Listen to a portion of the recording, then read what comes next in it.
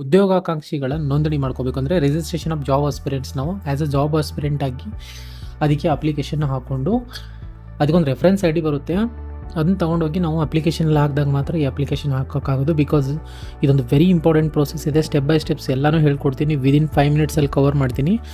ನಾನು ಹೇಳುವಂಥ ಪಾಯಿಂಟ್ಸ್ನ ನೀವು ಫಾಲೋ ಅಪ್ ಮಾಡಿದ್ರೆ within 1 week registration I D ಪಡ್ಕೊಂಡು ನೀವು ಜಾಬ್ಗೆ ಅಪ್ಲೈ ಮಾಡ್ಬೋದು. ಸೊ ಬನ್ನಿ, without wasting time let's dive into it. For the first step ಒನ್ನಲ್ಲಿ ನೀವು ಸೇವಾ ಸಿಂಧು ಪೋರ್ಟಲ್ಗೆ ಹೋಗಬೇಕು. ಅಲ್ಲಿ ನೀವು ಡಿಪಾರ್ಟ್ಮೆಂಟ್ ಆ್ಯಂಡ್ ಸರ್ವಿಸಸ್ ಅಂತ ಇರುತ್ತೆ, ಅದರ ಮೇಲೆ ಕ್ಲಿಕ್ ಮಾಡ್ಕೋಬೇಕು. ಅದಾದಮೇಲೆ ಎರಡನೇ ಸ್ಟೆಪ್ಪಲ್ಲಿ ನೀವು ಡಿಪಾರ್ಟ್ಮೆಂಟ್ನ ಸೆಲೆಕ್ಟ್ ಮಾಡ್ಕೋಬೇಕಾಗುತ್ತೆ. ಇಂಡಸ್ಟ್ರಿಯಲ್ ಟ್ರೈನಿಂಗ್ ಎಂಪ್ಲಾಯ್ಮೆಂಟ್ ಆ್ಯಂಡ್ ಅದರಲ್ಲಿ ನೀವು ರಿಜಿಸ್ಟ್ರೇಷನ್ ಆಫ್ ಜಾಬ್ ಆಸ್ಪಿರೆಂಟ್ ಅಂತ ಸೆಲೆಕ್ಟ್ ಮಾಡ್ಕೋಬೇಕು. ಇಲ್ಲಿದೆ ಅಲ್ವಾ, ಸೊ ಈ ರೀತಿ ರಿಜಿಸ್ಟ್ರೇಷನ್ ಆಫ್ ಜಾಬ್ ಆಸ್ಪಿರೆಂಟ್ಸ್ ಅಂತ. ಅದಾದಮೇಲೆ ಸ್ಟೆಪ್ 3ಗೆ ಹೋಗ್ತೀರಾ, ಅಲ್ಲಿ ಅಪ್ಲೈ ಆನ್ಲೈನ್ ಅಂತ ಕ್ಲಿಕ್ ಮಾಡ್ಕೋಬೇಕು. ಸೊ ಅದಾದಮೇಲೆ ಇಲ್ಲಿ ಬರುತ್ತೆ ನಿಮಗೆ ಅಪ್ಲೈ ಆನ್ಲೈನ್ ಅಂತ, ಇದ್ರ ಮೇಲೆ ಕ್ಲಿಕ್ ಮಾಡ್ಕೋಬೇಕು. ಸೊ ಆ್ಯಂಡ್ ದೆನ್ ಸ್ಟೆಪ್ 4ಅಲ್ಲಿ ಬಂದ್ಬಿಟ್ಟು ನಿಮ್ಮ ಯೂಸರ್ ನೇಮ್ ಮತ್ತು ಪಾಸ್ವರ್ಡ್ OTP ನಿಮ್ದು ಏನಿದೆ ಅದನ್ನು ಕೊಟ್ಟು ಇಲ್ಲಿ ನೀವು ಲಾಗಿನ್ ಮಾಡುವಂಥದ್ದು. ಸ್ಟೆಪ್ 5 ಬಂದ್ಬಿಟ್ಟು ಫಿಲ್ ದ ಅಪ್ಲಿಕೇಶನ್. ಸೊ ನಿಮಗೆ ಇದರೊಂದು ಪ್ಯಾನಲ್ ಓಪನ್ ಆಗುತ್ತೆ, ಕೈಗಾರಿಕಾ ತರಬೇತಿ ಮತ್ತು ಉದ್ಯೋಗ ಇಲಾಖೆ ರಿಜಿಸ್ಟ್ರೇಷನ್ ಆಫ್ ಜಾಬ್ ಆಸ್ಪಿರೆಂಟ್ಸ್ ಅಂತ. ಅದು ನಿಮ್ಮ ಆಧಾರ್ ಕಾರ್ಡಿಂದ ಆಟೋಮೆಟಿಕಾಗಿ ಫೆಚ್ ಆಗಿರುತ್ತೆ. ಇಫ್ ನಿಮ್ಮ ಡೀಟೇಲ್ಸ್ ಕರೆಕ್ಟ್ ಆಗಿದ್ರೆ ಎಸ್ ಅಂತ ಕೊಡಿ, ಇಲ್ಲಾಂದರೆ ಎಡಿಟ್ ಅಂತ ಕೊಡ್ಬೋದು. ಅದೇ ಕೊಟ್ಟಿದ್ದಾರೆ. ಸ್ಟೆಪ್ 6 ಬಂದ್ಬಿಟ್ಟು ನೀವು ಡೀಟೇಲ್ಸ್ನ ವೆರಿಫೈ ಮಾಡಿ. ಸೊ ಆ್ಯಂಡ್ ಮೀನ್ಸ್ ಸ್ಟೆಪ್ 7 ಬಂದ್ಬಿಟ್ಟು ಇಫ್ ಡೀಟೇಲ್ಸ್ ಕರೆಕ್ಟ್ ಆಗಿದ್ರೆ ನೀವು ಅನೆಕ್ಸ್ಚರ್ಸ್ನ ಅಟ್ಯಾಚ್ ಮಾಡಬೇಕಾಗುತ್ತೆ. That's nothing but your documents ಅಂತ. ನಿಮ್ಮ ಇಲ್ಲಿ ಎಲ್ಲ ಇನ್ಫಾರ್ಮೇಷನ್ ಇಲ್ಲಿ ಬರುತ್ತೆ.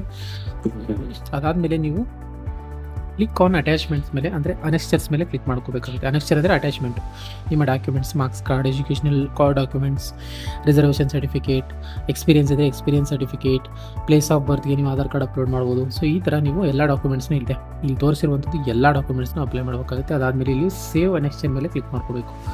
ಸೊ ಅದಾದಮೇಲೆ 9th ಸ್ಟೆಪ್ಪಲ್ಲಿ ಬಂದ್ಬಿಟ್ಟು ಇಲ್ಲಿ ನೀವು ಎಲ್ಲ ಅನೆಕ್ಸ್ಚರ್ಸ್ನ ಸೇವ್ ಮಾಡ್ಕೋಬೇಕು. ಆ್ಯಂಡ್ ದೆನ್ 10th ಸ್ಟೆಪ್ಪಲ್ಲಿ ಬಂದ್ಬಿಟ್ಟು ಈ ಸೈನ್ ಇನ್ಗೆ ಹೋಗ್ತೀರಾ. ನೀವು ಈ ಸೈನ್ ಇನ್ ಅಂದರೆ ಏನಿಲ್ಲ, ಜಸ್ಟ್ ನಿಮ್ಮ ಮೊಬೈಲ್ ನಂಬರ್ಗೆ ಒಂದು OTP ಬರುತ್ತೆ, ಅದನ್ನು ಅಲ್ಲಿ ಸಬ್ಮಿಟ್ ಮಾಡಿದ್ರೆ ಈ ಸೈನ್ ಇನ್ ಕಂಪ್ಲೀಟ್ ಆಗೋಗುತ್ತೆ. ಸೊ ಅದಾದಮೇಲೆ ಡೈರೆಕ್ಟಾಗಿ 11th ಸ್ಟೆಪ್ಪಿಗೆ ಹೋಗಿ OTPನ ಹಾಕ್ತೀರಾ. ಇಲ್ಲಿ ಅಗ್ರಿ ಅಂತ ಚೆಕ್ ಬಾಕ್ಸಿಗೆ ಎಸ್ ಕೊಡ್ತೀರಾ, ನಿಮಗೆ ಈ ಸೈನ್ ಇನ್ ಆಗೋಗುತ್ತೆ. ಈಗ OTPಗೆ ರಿಕ್ವೆಸ್ಟ್ ಮಾಡೋಕ್ಕೋಗಬೇಕು. OTP ಬಂದಮೇಲೆ ಆ OTPನ ಇಲ್ಲಿ ಹಾಕಬೇಕು. ಸಬ್ಮಿಟ್ ಕ್ಲಿಕ್ ಮಾಡಿದ್ರೆ ನಿಮಗೆ ಒಂದು ಅಕ್ನಾಲೇಜ್ಮೆಂಟ್ ಬರುತ್ತೆ.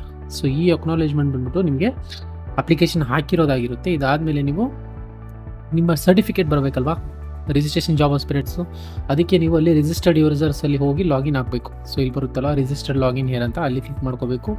ನಿಮ್ಮ ಯೂಸರ್ ನೇಮ್ ಪಾಸ್ವರ್ಡ್ ಹಾಕಿ ಲಾಗಿನ್ ಮಾಡ್ಕೊಂಡ್ಮೇಲೆ ಸೊ ನೀವು ಯಾವ ಡೇಟಿಗೆ ಅಪ್ಲೈ ಮಾಡಿದ್ರಿ, ಇದು 3 ಮಂತ್ಸ್ ಒಳಗಡೆ ಡೇಟಾ ಎಲ್ಲ ಫೆಚ್ ಮಾಡ್ತಾ ಇರುತ್ತೆ. ನೀವು ಯಾವ ಮಂತಿಗೆ ಹಾಕಿದ್ರಿ ಆ ಮಂತ್ನ ಇಲ್ಲಿ ಹಾಕ್ಬಿಟ್ರೆ, ಅಥವಾ ನೀವೊಂದು ಅಪ್ಲಿಕೇಶನ್ ರೆಫರೆನ್ಸ್ ನಂಬರ್ ಹಾಕ್ಬಿಟ್ರೆ ಅಲ್ಲಿ ಗೆಟ್ ಡೇಟಾ ಅಂತ ಕೊಟ್ಟರೆ ಬಂದುಬಿಡುತ್ತೆ. ಸೊ ಅವಾಗ ನಿಮಗೆ ಈ ಥರದ್ದು ಪ್ಯಾನಲ್ ಆಗುತ್ತೆ. ಸೊ ನೀವು ನೋಡ್ತಿರ್ಬೋದು application of birth certificate, death certificate, ಹಾಕೋದು ನೀವು ಜಾಬ್ ಸರ್ಟಿಫಿಕೇಟ್ ಅಂತ ಹಾಕಿದ್ರಲ್ವಾ, ಜಾಬ್ ಆಸ್ಪಿರೆಂಟ್ ರಿಜಿಸ್ಟ್ರೇಷನ್ ಅಂತ ಅದು ಬರುತ್ತೆ. ಅಲ್ಲಿ ಗೆಟ್ ಡೇಟಾ ಅಂತ ಕೊಟ್ಟರೆ ಬರುತ್ತೆ. ಅಲ್ಲಿ ಮುಂದೆ ಕರೆಂಟ್ ಸ್ಟೇಟಸ್ ಅಂತ ಇರುತ್ತೆ, ಅದ್ರ ಮೇಲೆ ಕ್ಲಿಕ್ ಮಾಡಿದಾಗ ನಿಮಗೆ ಇಲ್ಲಿ ತೋರಿಸುತ್ತೆ.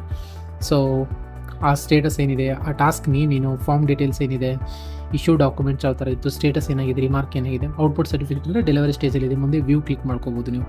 ಸೊ ಹಾಗೆ ಎಲ್ಲ ಕ್ಲಿಕ್ ಮಾಡಿದ್ಮೇಲೆ ನಿಮಗೆ ಇಲ್ಲಿ ರಿಜಿಸ್ಟ್ರೇಷನ್ ಆಫ್ ಜಾಬ್ ಆಸ್ಪಿರೆಂಟ್ ಸರ್ಟಿಫಿಕೇಟಲ್ಲಿ ಇರುತ್ತೆ, ಅದು ಡೌನ್ಲೋಡ್ ಆಗುತ್ತೆ. ಅದನ್ನು ತೊಗೊಂಡೋಗಿ ನೀವು BELಗೆ ಅಪ್ಲಿಕೇಶನ್ ಹಾಕ್ಬೋದು. ಸೊ ಯಾವುದೇ ಸ್ಟೆಪ್ಸ್ನ ಮಿಸ್ ಮಾಡ್ಕೊಬೇಡಿ, ಕ್ಲೀನಾಗಿ ಅಬ್ಸರ್ವ್ ಮಾಡಿ ಈ ಒಂದು ಅಪ್ಲಿಕೇಶನ್ನ ಫಿಲ್ ಮಾಡಿಕೊಂಡು ನಿಮ್ಮ BELಗೆ ಹಾಕಿ. ಒಂದು ಸ್ಟೆಪ್ ಮಿಸ್ ಆದರೂ ಕೂಡ ಅದಕ್ಕೆ ನೀವೇ ರೆಸ್ಪಾನ್ಸಿಬಲ್ ಆಗ್ತೀರಾ. ಇದೊಂದು ಒಳ್ಳೆ ಅವಕಾಶ. ಡಿಪ್ಲೊಮಾ ITI ಕ್ಯಾಂಡಿಡೇಟ್ಸ್ ಯಾರನ್ನೂ ಇದನ್ನು ಮಿಸ್ ಮಾಡ್ಕೊಬೇಡಿ.